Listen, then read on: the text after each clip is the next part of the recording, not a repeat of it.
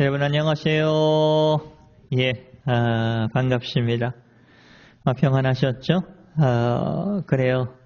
정말 여러분과 함께 하나님께 받은 그 말씀을 하나님께서 말씀을 보내주셔서 우리의 마음을 치유해 주시고 우리의 생각을 정리케 하여 주시고 그리고 무엇보다도 아버지 하나님께서 삶의 현장 속에서 우리와 어떤 관계 속에서 우리를 위로해 주고 계시는가 하는 것을 우리는 배울 수가 있다 하는 겁니다.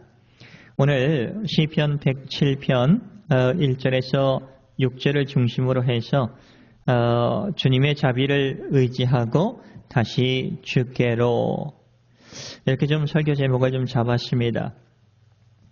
우리가 믿는 하나님께서는 긍휼하신 분이십니다. 인자하신 분이십니다. 자비로운 분이세요.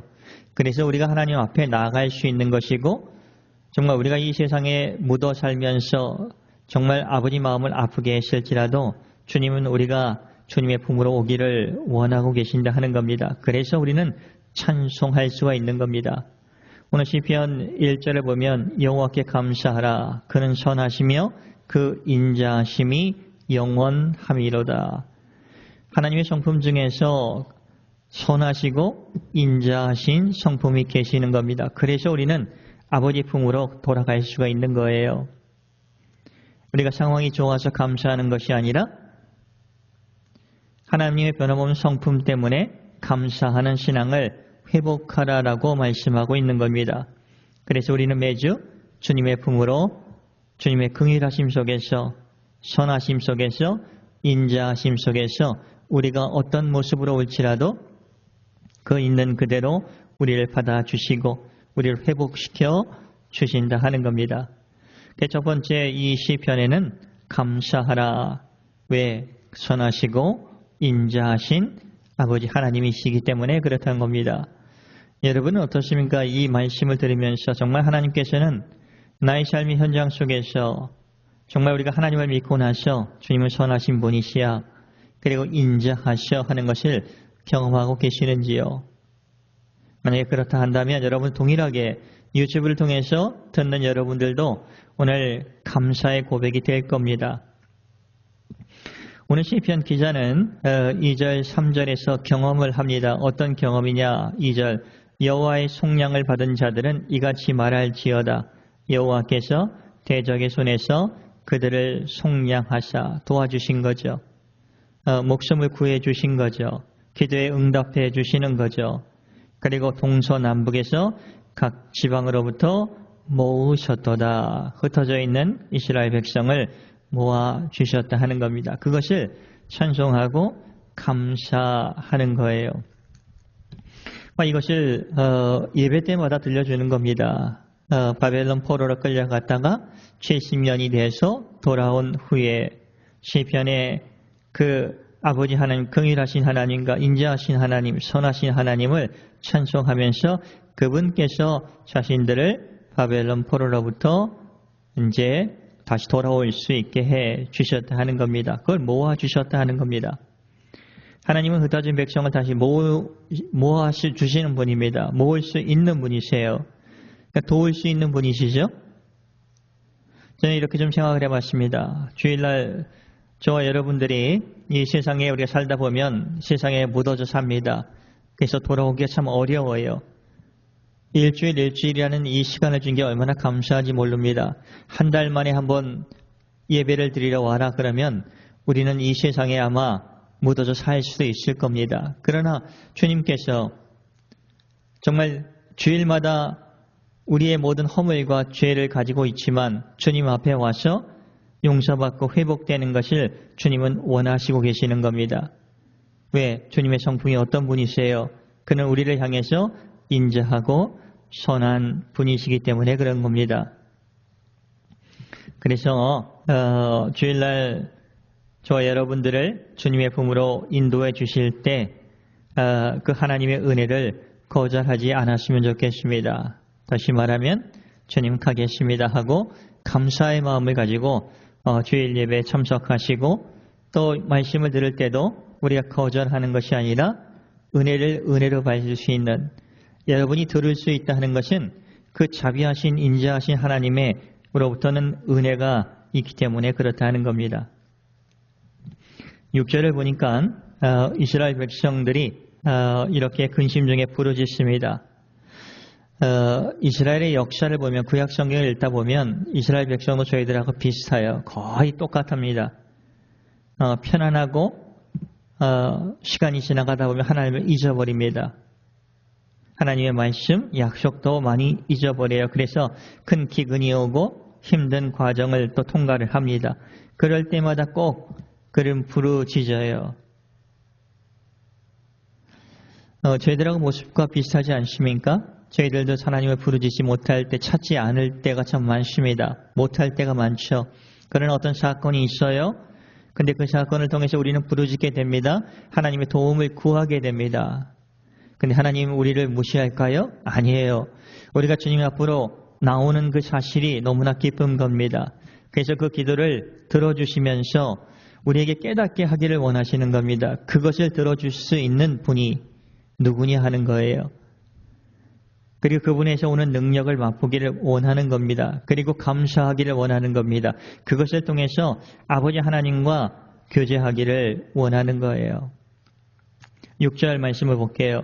이에 그들이 근심 중에 여호와께 부르짖음에 참 근심이 많았어요. 언제 돌아갈 수 있을까? 언제 불탄 예루살렘을 회복하고 성전을 그리고 성벽을 건축할 수 있을까? 부르짖었죠. 그들의 고통 중에서 부르짖었습니다. 근데 그것을 들어주신 겁니다. 그것을 건져주셨다 하는 겁니다. 여러분, 우리의 인생은 광야와 비슷합니다. 그러나 광야는 끝이 아니에요. 하나님을 다시 경험하는 자리입니다. 그래서 여러분의 삶의 현장에서 이렇게 좀 기도를 해 보셨으면 좋겠다는 생각이 들었어요. 하나님, 지금 이 순간 저를 도와주세요. 주님, 제가 어떻게 해야 할지 잘 모르겠습니다. 방향을 잃을 때 그렇게 하면 좋죠? 감정이 흔들릴 때마다 주님, 제 마음을 붙들어 주세요. 무거운 짐을 내려놓을 때 하나님, 이 짐을 주님께 맡겨오니 주님 받아달라고. 주님, 제게 은혜를 베풀어 주세요. 하나님, 지금 여기에서 저를 만나 주세요. 뭐 어렵지 않잖아요. 아주 우리 삶의 현장 속에서 정말 아이들이 아버지에게, 어머니에게 소원을 부탁을 하듯이 우리가 부르짖는 겁니다. 부르짖는 기도는 하나님을 움직이십니다. 아니, 정확히 말하면 하나님이 이미 우리를 향해 움직이고 계심을 깨닫게 해 주신다는 겁니다. 꼭 소리를 높여서 기도하라는 것은 아닙니다. 간절하게 주님 앞에 나와서 우리의 소원을 구하라 하는 겁니다. 그럴 때 우리의 삶을 회복시켜 주시고 우리의 삶을 인도하시는 분이 아버지 하나님이시라는 것을 우리는 알 수가 있는 겁니다. 주님은 단지 고쳐만 주시는 건 아니에요. 건져만 주시는 것이 아닙니다. 우리를 완전히 회복시켜 주시는, 주님께 돌아가는 것이 우리의 그 삶의 회복이라는 것을 여러분 꼭 기억해 주시길 바랍니다. 예배 때마다 찬송으로 이런 고백을 좀 했으면 좋겠습니다. 그래서 주님이 회복시켜 주신 것을 반복적으로 감사하는 기도를 드렸으면 좋겠습니다. 그리고 하나님께서 회복시켜 주셨어, 이런 고백이 좀 되면 좋겠습니다. 여러분, 20절에 보면 구체적으로 하나님께서는 어떻게 우리를 회복시켜 주시고 계시는가를 보여주고 계십니다. 20절, 그가 하나님께서 그의 말씀을 보내어, 하나님께서 그의 말씀을 보내어 예언자들을 통해서 말씀을 보내는 겁니다. 모세를 통해서 하나님의 약속의 말씀을 또 약속을 하시죠. 하나님께서 약속하신 것은 반드시 이루어 주신다는 그런 언약이 있는 겁니다. 20절 한번 볼게요. 다시 한번 107편 20절.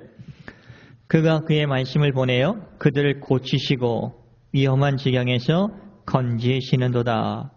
이건 우리의 죄를 용서해 주셨다기 하기보다는 우리의 삶의 현장 속에서 우리의 도움이 되시고 어떤 위험 속에서 곧 막아주시고 보호해 주시고 이런 것을 말하는 거예요. 하나님께서 우리에게 말씀을 보내주시는 겁니다. 언제? 매일마다, 주일마다 보내주시지 않습니까? 주일날 선포되는 말씀이 그래서 소중한 것이에요. 그래서 마음속에 새기면서 우리가 주님을 찾을 때, 그리고 부르짖을 때, 간절히 소원할 때 주님은 들어주시고 특별히 회복시켜 주시는 것은 우리의 굳은 마음을 부드럽게 해주셔서 깨닫게 해주시고 정말 하나님을 하나님으로서 믿고 감사하고 고백하고 매 주일마다 말씀을 들으며 예배할 수 있는 은혜를 주신 것 감사합니다. 이런 고백이 된다 하는 겁니다. 구체적으로 말씀을 보내주셨는데 이스라엘 백성들에게 어떤 그 말씀을 보내주셨냐 하면은 에레미야 선지자를 통해서 약속을 주셨습니다. 보내주신 거예요. 에레미야 29장 10절 말씀, 에레미야 29장 10절 말씀입니다. 여호와께서 이와 같이 말씀하시니라. 바벨론에서 포로로 끌려간 그 바벨론에서 70년이 차면 1차 포로, 2차 포로, 3차 포로가 있습니다. 근데 1차 포로의 그 시간부터 70년이 차면 내가 너희를 돌보고 나의 선한 말을 너희에게 성취하여 너희를 이곳으로 예루살렘으로 돌아오게 하리라. 이 약속의 말씀을 보내주시는 겁니다. 이스라엘 백성들이 바벨론 포로로 끌려가서 왜 우리가 이런 수모를 겪고 있는 것을 보니 정말 모세를 통해서 맺은 그 계약을 자기의 선조들이 완전히 무시하고 살았던 겁니다. 그 결과 여기까지 온 거예요. 많은 예언자들을 보냈지만 그들의 말을 무시했던 겁니다. 그러나 예레미야를 통해서 그 바벨론에 가서 70년이 지나면 내가 반드시 너희들을 다시 예루살렘으로 데리고 오겠다 하는 이 말씀을 발견을 한 거죠. 그러면서 깨닫게 되는 겁니다. 그리고 믿음으로 또 다시 한번 살아보겠다는 의지를 하는 거예요. 하나님의 말씀은 사람을 살리고 일으키고 회복시키는 능력이 있습니다. 저와 여러분이 증인 아닙니까? 하나님의 말씀은 죽음의 자리에서 생명의 자리로 옮기는 힘이 있습니다. 우리가 믿고 의지하는 하나님께서는 저와 여러분의 그 부르짖음을 듣고 계십니다. 우리의 눈물과 한숨을 알고 계십니다. 그리고 반드시 응답해 주십니다. 그게 위로고 눈물이고 감사고 평안이고 그리고 생각이 바뀌고 가치관이 바뀌는 것 아니겠습니까? 말씀을 마치겠습니다. 오늘 시편 107편 1절에서 6절 20절 말씀은 부르짖는 자를 하나님은 반드시 건져 주십니다. 그러므로 여러분의 자리에서 하나님께 나와 기도할 수 있는 분이 되기를 소원합니다. 반드시 하나님께서 응답해 주실 것입니다. 그리고 그 응답 속에서 우리는 배울 것입니다. 아버지 하나님께서 정말 임마누엘의 하나님이시고 아버지 하나님께서 정말 이 세상을 창조하셨고 이 세상을 초월해서 일하실 수 있는 공간을 초월해서 일할 수 있는 분이시라는 것을 우리는 배울 수가 있는 것입니다. 그래서 우리는 자연적으로 주님을 찬송하게 되는 겁니다. 주님께서 해 주셨군요. 이렇게. 그래서 주님의 자비하심을 우리가 항상 그 성품을 잊지 않고 정말 부끄러워서 못 갑니다 하는 것이 아니라 주님 앞에 나와서 주님의 자비를 구하면서 나올 때 주님께서 반드시 응답해 주신다는 이 사실을 기억하며 살아가시는 저와 여러분이 되시기를 예수님의 이름으로 축복을 드립니다. 기도하겠습니다. 은혜가 풍성한 하나님 아버지 감사를 드리옵니다. 예수님을 믿고 저희들 생각이 바뀌고 가치관이 바뀌고 주님의 도움을 정말 하나님께서 해 주셨군요. 이렇게 고백할 수 있는 자로서 바꿔주신 것이 너무나 감사를 드립니다. 예수님 한 영혼들을 긍휼히 여기주시고 유튜브를 통해서 기도하는 간구하는 모든 영혼들의 손길 위에 아버지 하나님께서 역사하셔 주셨군요. 이런 고백이 될 수 있도록 예수님 삶의 현장에서 주님과 함께 걸어가는 것을 맛보게 하여 주시옵소서. 감사하며 예수님의 이름으로 기도를 드리옵나이다. 아멘.